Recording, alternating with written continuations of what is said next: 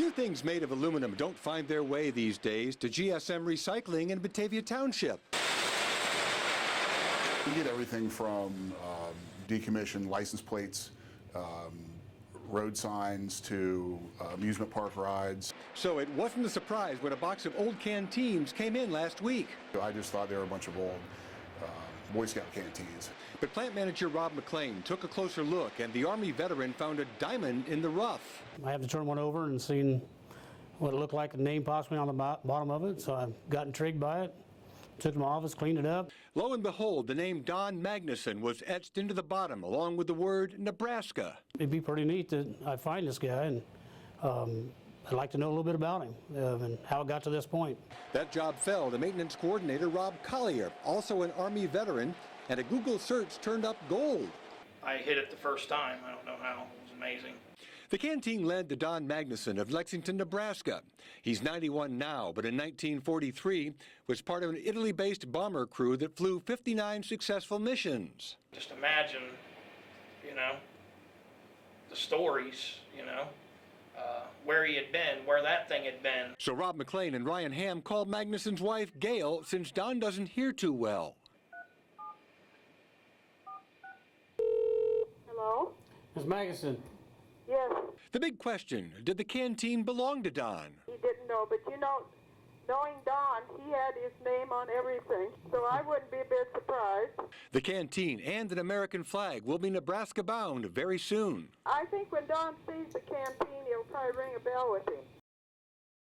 When workers here at GSM Recycling found this canteen in a scrap bin and tried to find the owner, they had no idea their journey would take them around the world to Italy, Romania, Yugoslavia, and finally to Nebraska.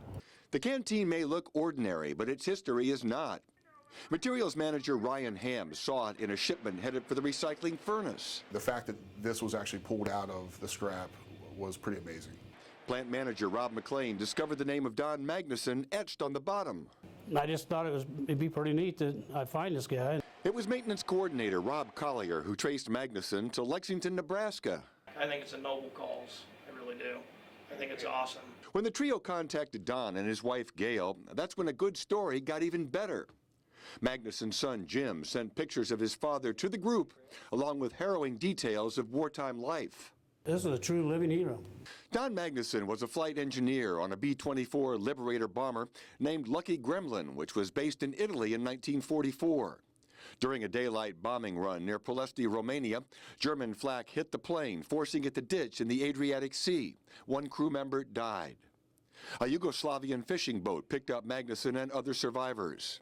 Magnuson flew 59 missions, earning the Distinguished Flying Cross and Purple Heart.